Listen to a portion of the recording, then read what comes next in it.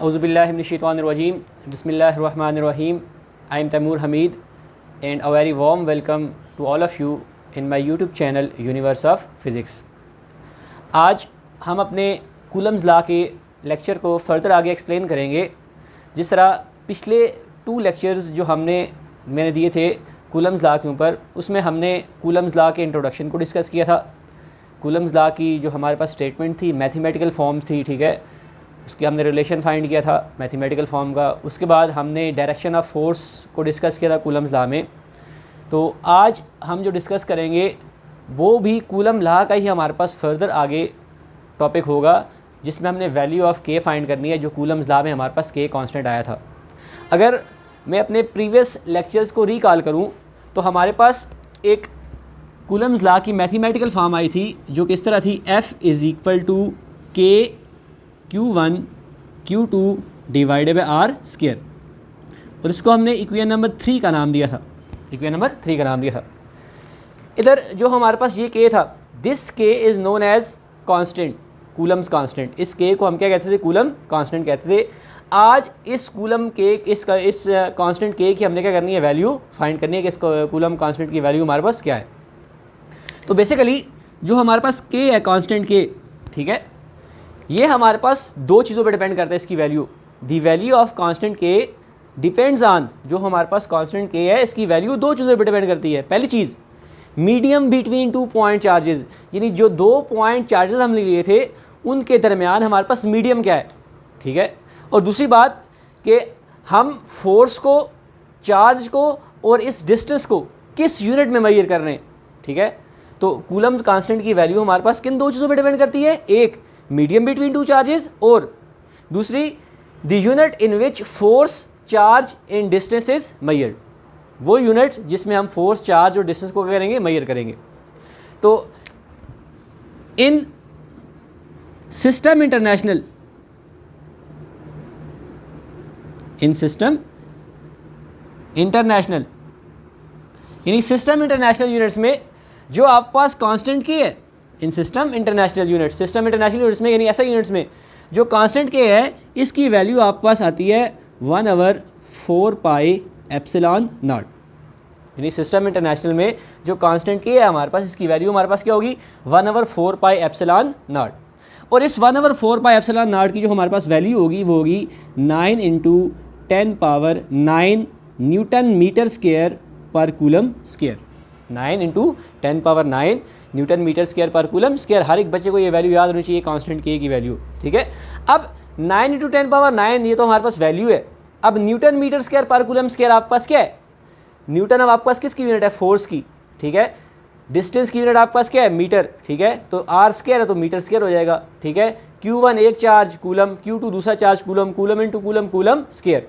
तो आपके पास जो कांस्टेंट के की वैल्यू आ जाती है 9 × 10⁹ न्यूटन मीटर स्क्वायर पर कूलम स्क्वायर आ जाती है। किस में? इन सिस्टम इंटरनेशनल यूनिट्स में, ठीक है। अब अगर इस के की वैल्यू को हम इक्वेशन 3 में पुट करें, पुटिंग वैल्यू ऑफ के इन इक्वेशन 3, जब के की वैल्यू को हम इक्वेशन 3 में पुट करेंगे तो हमारे पास क्या आ जाएगा? F = के की जगह क्या आ जाएगा? 1/4 pi epsilon naught Q1 Q2 divided by R square. F = के की जगह क्या आ गया? 1/4 pi epsilon naught Q1 Q2 divided by R square.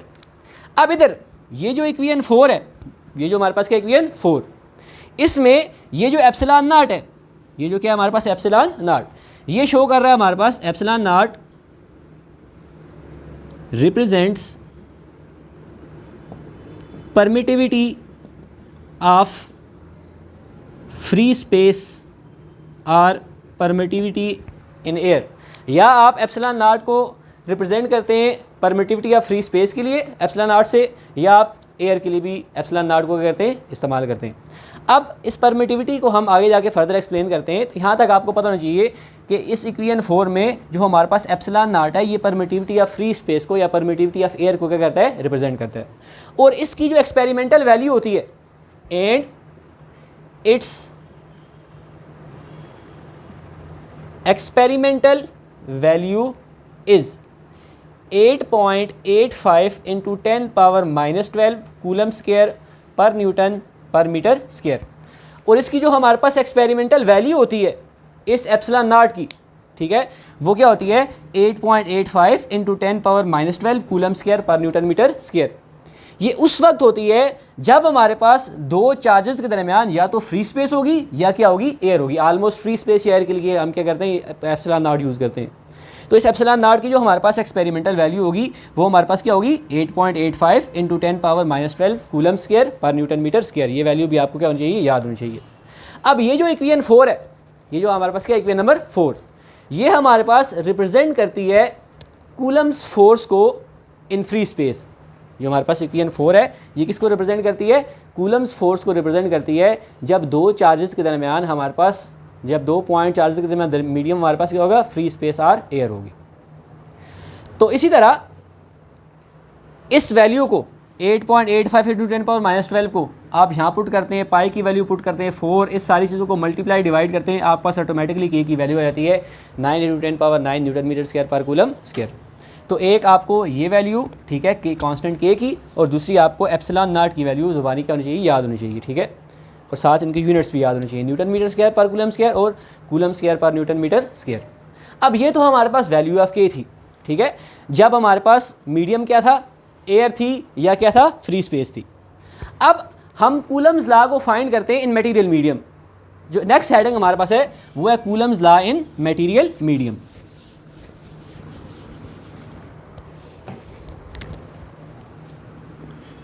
Coulomb's law in material medium, Coulomb's law in material medium. अब जो हमारे पास इक्वेशन 4 की यहाँ पे मैथमेटिकल फॉर्म है वो हम यहाँ पे लिख लेते हैं, आगे हमें यूज़ होगी। F is equal to 1/4 pi epsilon naught Q1 Q2 divided by r square. ये हमारे पास इक्वेशन 4 थी। अब हमने Coulomb's law in material medium explain करना है। अब कूलम्स लॉ इन मटेरियल मीडियम से मुराद कि if the medium between two charges is other than vacuum, या कोई मैटर हो, सिंपल एज आप भी कह सकते हैं, जब दो चार्जेस के दरमियान हमारे पास मीडियम क्या होगा, कोई मैटर होगा, कोई डाइलेक्ट्रिक मीडियम होगा। तो हम यहाँ पे लिख लेते हैं if medium between two point charges is matter. अगर दो पॉइंट चार्जेस के दरमियान हमारे पास मीडियम क्या होगा, मैटर होगा, ठीक है।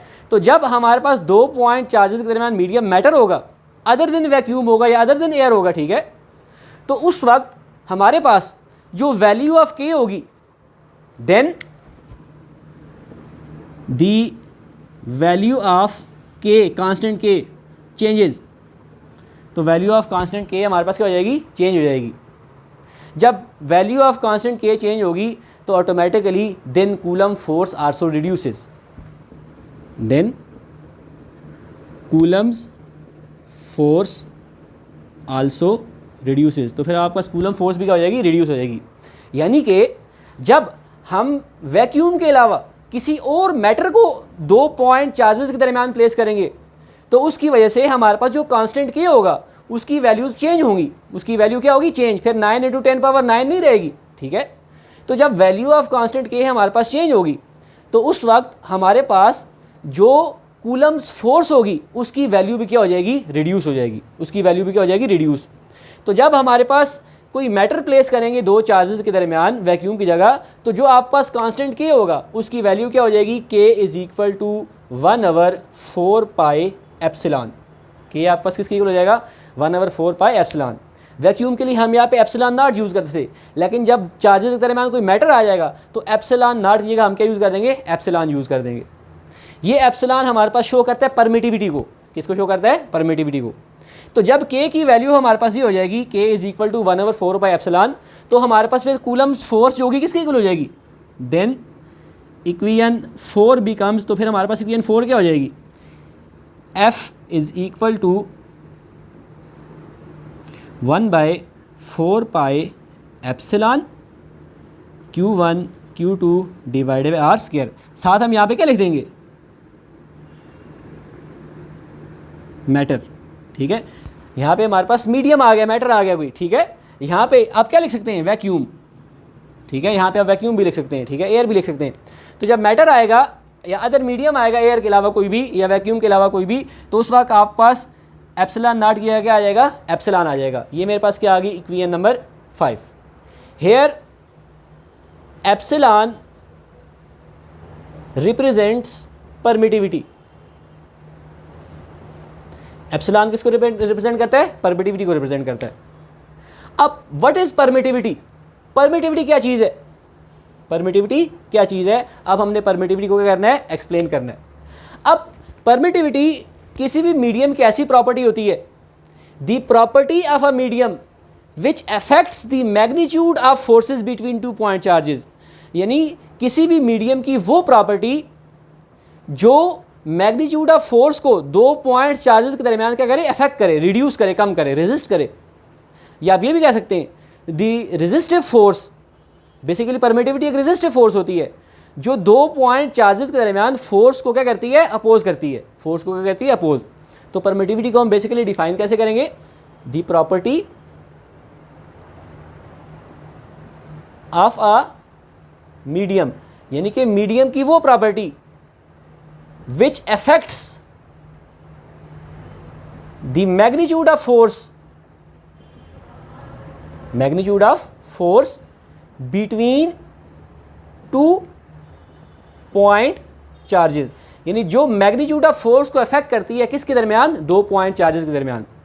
अब अगर मैं एक ग्लास रख देता हूँ दो चार्जेस के दरमियान, ठीक है, वो भी मीडियम है, मैं वुड रख देता हूँ, प्लास्टिक रख देता हूँ, वट एवर कोई भी चीज़ हम प्लेस कर देते हैं, तो हर एक के हिसाब से हमारे पास जो मैग्नीट्यूड ऑफ फोर्स होगा वो दो पॉइंट चार्जेस के दरमियान क्या होगा, रिड्यूस होगी, कम होगी, ठीक है। तो जो हमारे पास मीडियम होता है अदर देन वैक्यूम या एयर, उसकी वजह से हमारे पास क्या होती है, इलेक्ट्रोस्टैटिक फोर्स जो हमारे पास, कूलम्स फोर्स जो हमारे पास दो पॉइंट चार्जेस के दरमियान होती है, वो क्या होती है, रिड्यूस होती है। तो उस रिड्यूसनेस के लिए हम वर्ड यूज़ करते हैं परमिटिविटी। यानी ये एप्सिलॉन जो रिप्रेजेंट करता है, किसको रिप्रेजेंट करता है, परमिटिविटी को रिप्रेजेंट करता है। अभी भी कह सकते हैं ये अपोजिंग फोर्स होती है। ये क्या होती है, किसी भी मीडियम की अपोजिंग फोर्स होती है जो दो पॉइंट चार्जेस के दरमियान मैग्नीट्यूड ऑफ फोर्स को क्या करती है, रिड्यूस करती है, रोकती है, कम करती है। उसको हम क्या कहते हैं, परमिटिविटी कहते हैं। तो ये जो हमारे पास इक्वेशन 5 है, ये हमारे पास रिप्रेजेंट कर रही है कूलम फोर्स को मटेरियल मीडियम में, कूलम फोर्स को मटेरियल मीडियम में, जिसमें हमारे पास एप्सिलॉन किसको रिप्रेजेंट करता है, परमिटिविटी को रिप्रेजेंट करता है। अब एक और चीज़ आपके पास आती है आगे, एक नेक्स्ट सब हेडिंग आती है रिलेटिव परमिटिविटी। रिलेटिव परमिटिविटी,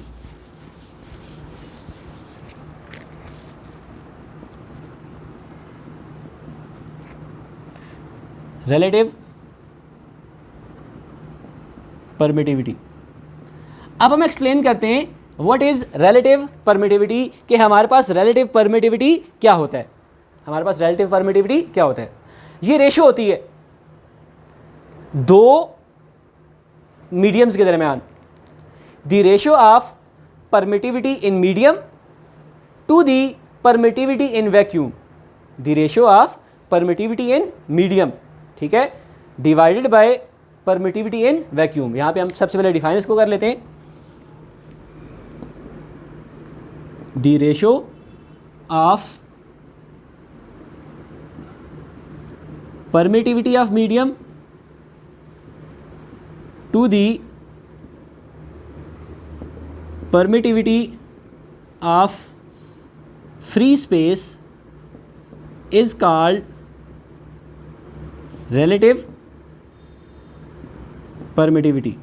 यानी जो हमारे पास रेशियो होती है परमिटिविटी ऑफ मीडियम के और परमिटिविटी ऑफ फ्री स्पेस के दरमियान, उसकी जो रेशियो होती है उसको हम क्या कहते हैं, रिलेटिव परमिटिविटी कहते हैं। तो मैथमेटिकली हम इसको कैसे लिखेंगे, relative permittivity is equal to permittivity in medium divided by permittivity in free space, यानी कि वैक्यूम इन फ्री स्पेस। अब रिलेटिव परमिटिविटी को आप एप्सिलॉन आर से रिप्रेजेंट करते हैं, किससे रिप्रेजेंट करते हैं, एप्सिलॉन आर से, is equal to permittivity in medium epsilon से रिप्रेजेंट करते हैं, पहले पढ़ के आ चुके हैं, और परमिटिविटी ऑफ फ्री स्पेस को एप्सिलॉन नॉट से क्या करते हैं, रिप्रेजेंट करते हैं। अब जो हमारे पास ये रिलेटिव परमिटिविटी है, ये हमारे पास एक डायमेंशन लेस कांस्टेंट है, ये हमारे पास एक डायमेंशन लेस कांस्टेंट, क्योंकि दो सेम क्वांटिटीज़ के दरमियान रेशो है, ठीक है। तो जिसकी वजह से हमारे पास इन दोनों की हमारे पास ऐसा यूनिट क्या होंगी, सेम होंगी, तो ये कैंसिल हो जाएंगी, ठीक है। Ratio between two same quantities है, ठीक है। तो हमारे पास फिर रिलेटिव परमिटिविटी क्या हो जाएगी, एक डायमेंशन लेस कांस्टेंट हो जाएगी, ठीक है। और इसकी जो वैल्यू होती है रिलेटिव परमिटिविटी की, इसकी value, the value of relative permittivity is always greater than 1, यानी यूनिटी से क्या होती है, ग्रेटर होती है इन डिफरेंट डाइलेक्ट्रिक्स, यानी डिफरेंट मीडियम्स में जो आप पास रिलेटिव परमिटिविटी होती है उसकी वैल्यू हमेशा 1 या 1 से क्या होती है, ग्रेटर देन 1 होती है, यूनिटी से क्या होती है, ग्रेटर होती है। और ये हमारे पास क्या है, एक डायमेंशन लेस कांस्टेंट है, रिलेटिव परमिटिविटी हमारे पास क्या है, एक डायमेंशन लेस कांस्टेंट है। अब ये जो आपके पास मैथमेटिकल रिलेशन आया epsilon r is equal to epsilon divided by epsilon naught, इसको अगर आप अरेंज करें परमिटिविटी इन मीडियम की, अगर आप वैल्यू यहाँ से फाइंड करना चाहें तो इसको क्रॉस मल्टीप्लाई करके इधर लेंगे तो आपके पास क्या हो जाएगा, अरेंज करेंगे तो which implies that epsilon is equal to epsilon naught epsilon r. ये आपके पास क्या आ गई, इक्वेशन नंबर 6, ये आपके पास क्या आ गई, इक्वेशन नंबर 6। अब इस इक्वेशन 6 को इक्वेशन 5 में पुट कर दें, वेयर इज इक्वेशन 5, अभी हमने यहाँ पे इक्वेशन 5 लिखी थी, मैं यहाँ पे दोबारा लिख लेता हूँ जो हमारे पास मीडियम के लिए आई थी, 1/4 pi epsilon Q1 Q2 divided by are square, ये आपके पास इक्वेशन नंबर 5 थी। तो जब इस इक्वेशन 6 को हम इक्वेशन 5 में पुट करेंगे, इक्वेशन 6 को किस में पुट करेंगे, इक्वेशन नंबर 5 में, तो हमारे पास क्या आ जाएगा जी, इक्वेशन 6 को इक्वेशन 5 में पुट करेंगे तो putting equation 6 in 5 we get, जब इक्वेशन 6 को 5 में पुट करेंगे तो आपके पास आ जाएगा is equal to 1/4 pi as it is, 4 pi, sorry यहाँ पे एप्सिलॉन है, एप्सिलॉन की जगह हम क्या लिख लेंगे, एप्सिलॉन नॉट एप्सिलॉन आर, तो यहाँ पे मैं लिख लिया एप्सिलॉन नॉट एप्सिलॉन आर। आगे फिर आपके पास क्या आ जाएगा, as it is Q1 Q2 divided by are square, ये सारी चीज़ आपने दोबारा एज इट इज़ लिख दी, ठीक है। एप्सिलॉन की जगह हमने वैल्यू पुट कर दी एप्सिलॉन नॉट एप्सिलॉन आर। अब देखें यहाँ से 1/एप्सिलॉन आर को मैं बाहर ले आता हूँ, 1/एप्सिलॉन आर को हम क्या ले आते हैं, बाहर ले आते हैं, तो आपके पास बाकी क्या बच जाता है, 1/4 pi epsilon naught Q1 Q2 divided by are square, ये रिलेशन बच जाता है।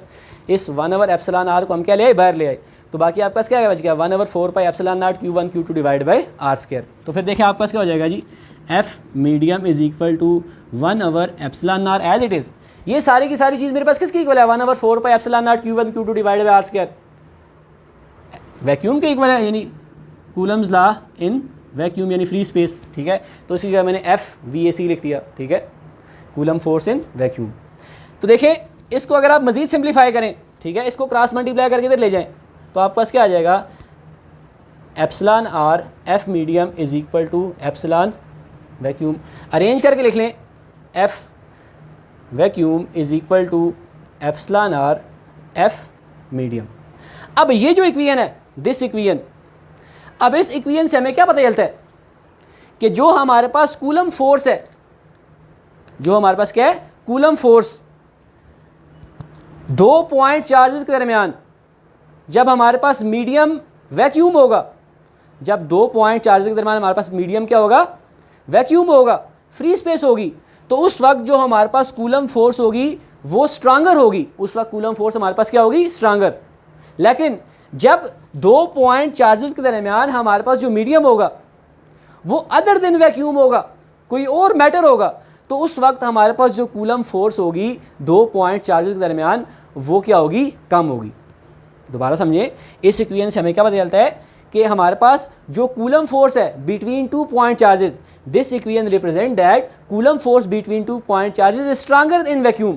कूलम फोर्स जो हमारे पास 2 पॉइंट चार्जेस के दरमियान है वो वैक्यूम में क्या है, स्ट्रांगर है, ठीक है। देन किसके मुकाबले में, coulomb force in medium when the medium between 2 point charges other than vacuum, यानी जब 2 पॉइंट चार्जेस के दरमियान मीडियम अदर देन वैक्यूम होगा, कोई और मैटर होगा, तो उस वक्त हमारे पास जो कूलम फोर्स होगी दो पॉइंट चार्जेस के दरमियान वो क्या होगी, as compare to coulomb force in vacuum क्या होगी, वो लेस स्ट्रांगर होगी। तो ये चीज़ साथ यहाँ पे मैं लिख देता हूँ। This equation represents that Coulomb's force is stronger when medium between 2 point charges is vacuum। यानी ये इक्वेशन हमें क्या रिप्रेजेंट करती है कि कूलम फोर्स हमारे पास स्ट्रांगर होती है जब हमारे पास 2 पॉइंट चार्जेस के दरमियान मीडियम क्या होता है, वैक्यूम होता है। तो उस वक्त हमारे पास कूलम फोर्स क्या होती है, स्ट्रांगर होती है एज़ कम्पेयर किसके कंपैरिजन, अगर दो मीडियम के दरमियान हमारे पास कोई जो मीडियम होगा वो मैटर होगा, कोई डाइलेक्ट्रिक मीडियम होगा, तो अगर उसको हम कंपेयर करें वैक्यूम से तो हमारे पास वैक्यूम में कूलम फोर्स क्या होगी, ज़्यादा होगी। तो यहाँ पे हमारे पास कूलम फोर्स आके कूलम्स ला के क्या होता है, कंप्लीट होता है, जिसमें हमने डिटेल से पिछले 2 लेक्चर्स में और आज के लेक्चर में इसको एक्सप्लेन किया है। आई होप कि जितने भी व्यूवर्स होंगे इस चैनल्स को सब्सक्राइब करने वाले होंगे उनको वह लेक्चर ईजिली समझ आया होगा। इंशाल्लाह जो हमारे पास नेक्स्ट लेक्चर होगा वो इलेक्ट्रिक फील्ड और इलेक्ट्रिक फील्ड इंटेंसिटी के बारे में होगा। तब तक के लिए अल्लाह हाफ़िज़, थैंक यू वेरी मच।